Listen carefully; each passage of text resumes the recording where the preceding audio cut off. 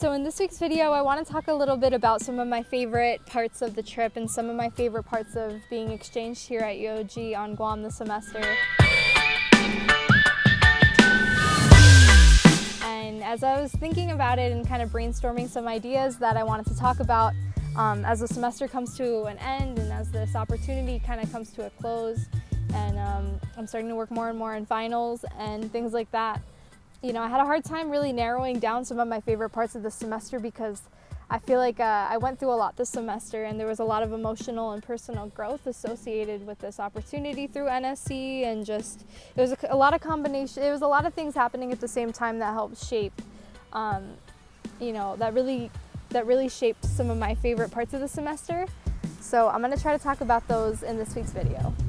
Definitely out of all of my favorite parts of this semester and this trip, I think I can best narrow them down to four major categories or ideas, I guess. That's for now. I think that's a good starting point. And those four being one, being able to live off the dorms and instead with family allowed me a lot of more opportunities to be with family and reconnect with family that I haven't seen in a while or I don't get to see too often.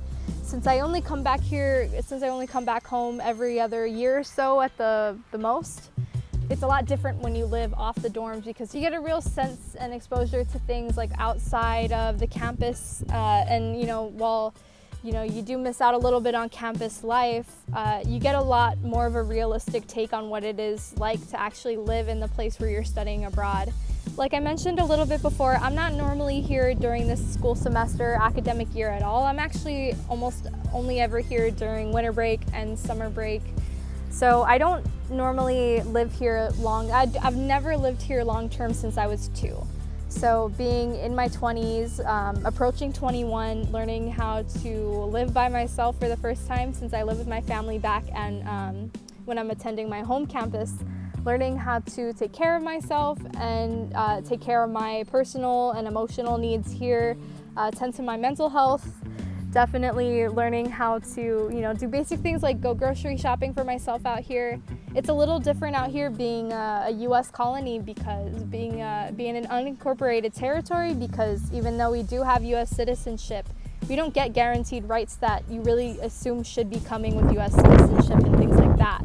While we are a part of the United States, being an unincorporated territory by definition means that the Constitution and a lot of those rights don't exactly apply to us. And this is similar to the way that Puerto Rico's political status is, since we share the same political status here on Guam. So as a matter of fact, I experienced living off the dorms. You see, and I talked about this in a little of my previous videos, a little bit, just how much land is used for military purposes, and just wealth distribution issues and just just inequality of resources and resource distribution. And you see some of the social dynamics at play in a U.S. colony like this, given our current political status. As a result of U.S. colonialism and occupation, actually, Guam is actually only allowed to bring in U.S. imported goods. And so because the U.S. is relatively far away from where we are and we're only allowed to, consume those goods from the U.S., things are a lot more expensive and the cost of living is actually a lot higher here. So this is something that I have to deal with firsthand when I'm going grocery shopping. Things are they cost a lot less when they're bought from the commissary on the military base here, for example. So that's one privilege that the military gets here over local people who are not in the military. So when you're going grocery shopping here, organic fruit and healthy foods that are really beneficial for your health, as opposed to cheap canned goods and a lot of comfort food, unfortunately, as a result of our colonial history, is a lot harder to access, and it's expensive and it's not sustainable, and there's not a lot of means for people who don't make X amount, who don't make too much money, who are working class or lower class. It's not sustainable. They can't exactly afford to feed their kids here. And this is certainly something that I had to experience going to the store and living as a college student on a college budget, and actually tapering my diet in order to meet some of the needs and some of the some of the obstacles and the barriers that I've had to face here as a result of U.S. colonialism. I have to say another one of my, I think one of the huge takeaways from this trip was definitely owed to just the class diversity and some of my course schedule for the semester, because I got a lot out of having such a diverse range of different subjects and disciplines. While I am majoring in the humanities and Indigenous studies, I also minor in science, the environmental sciences, and so I took an environmental science class while I've been here. And this class forced us to go on a lot of field trips and do a lot of field work. So I remember days, especially on my Wednesdays, I would do a lot of work in the classroom, and when I'm done, I come to class dressed, ready to do field work, and I have my boots on and I have things like that, and I'm eating during class because I know I have field work in a couple hours, and then I get up, I go to field work for 2.5, 3 hours out in the hot sun, and then I come back and I take Chamorro class. And there's something that really, it's really nice to me. There's something about that really has a special place in my heart. I've gone through a lot of personal growth this semester, and just intellectual growth, again, shaped by, living off campus and taking such a diverse range of different courses, ranging from humanities to the sciences this semester. Again, having really wonderful teachers and resources at the UOG to help guide my thinking and really support me in what I wanted to pursue, whether that's for a research project or a final project, or an essay, even merely an essay, and especially in shaping what I want to do after I finish my undergraduate degree. Those have all been some of the best things to have come out of this opportunity this semester. I say that really because, I'm reconnecting with my native language and my history and familiarizing myself with the history of my own homeland.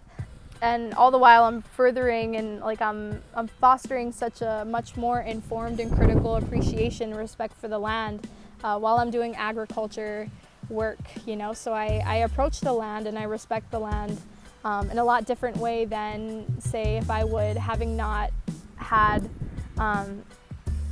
some of the classes that I've been taking this semester, especially the prominent Chamorro historian, Dr. Underwood. His History of Guam class has taught me so much within this time. And again, this is such a limited time, and I have a special connection to being here on Guam. I try not to take that for granted, and that's some of these classes and the content that I can't get anywhere else has certainly been a huge force in shaping my growth this semester. It's certainly been one of my favorite parts. So I mentioned a little bit before, was that I'm a junior student. I'm an American Indian Studies student and environmental geosciences minor. I'm also a third year student, and I had this in mind, and I applied to the NSE with the intent of really coming here to UOG, trying to take advantage of using the Micronesian Area Research Center on campus here at UOG to start shaping and formulating what I want to start thinking about, brainstorming what I want to write about for my senior thesis, since I will be a senior next fall. So I know that my senior thesis is coming up, and I need to start figuring out what I want to work on for that. And I figured, I'd been homesick and I've been missing home, and I came to a point, in college, doing my American Indian Studies coursework and graduation requirements, that I knew a lot more about other Indigenous communities than my own. And, of course, just because of circumstances and living in the United States away from, a Chamorro community or a strong Pacific Islander community in the United States, the Midwest part of the United States, I didn't have too many opportunities to really be raised in the language, or just be too familiar with what it's like to be raised on Guam, since I moved when I was moved when I was 1 to the United States. So coming back here and just being more familiar with the communities around here, some of the Catholic celebrations and traditions here, and just having resources here that shaped my intellectual and academic interests and my aspirations for what I want to do after I finish my undergraduate degree has definitely helped. Going to MARC, the Micronesian Area Research Center, has definitely been one of my favorite parts of this semester, because it's such a wonderful resource in helping me with some of my my class projects and my research projects that I've had to do here, but I know that, you know, I owe a lot of what I want to do for my senior thesis and what I want to pursue after I finish my undergraduate degree to some of the resources here, some of the wonderful narratives and like the teachings of Dr. Robert Underwood, which is my History of Guam professor. And he's wonderful, and he's a wonderful storyteller, and I owe a lot of what I want to do to being in that class every Monday and Wednesdays between 11 and 12:20. So I think I'm really grateful for the opportunity to just have these resources here. That's definitely has to be one of my favorite parts of coming to the UOG this semester. I guess I could go on about this all day, but I think these are just some of the main topics that I want to point out for, you know, as the semester comes to a close, and just kind of reflecting a little bit on some of the growth that I've experienced this semester, and, you know, what I really got out of the semester in terms of critical thinking and my own background and understanding of my own history, culture, and community back here on Guam, given such a relatively short time period to do it all. I guess I want to end off this week's video by giving a huge Saina Masi to all who have been watching either my content or just general NSE content throughout the semester. I have to say that coming out here and reclaiming some of my own traditions and just relearning some of my, really strengthening my ties to my culture and my tradition and my history has been more than empowering, but I feel like a totally different person than when I came out here. And I know that when I go back to my home campus, I'm going to be that much more changed and well-versed and informed as a person, you know? For all of those who are pursuing a study abroad or exchange trip this semester through NSE, please be sure to complete and fill out that survey that we were sent last week. I went and did mine last week when they sent it out. Super easy, super quick. Please be sure to fill that out.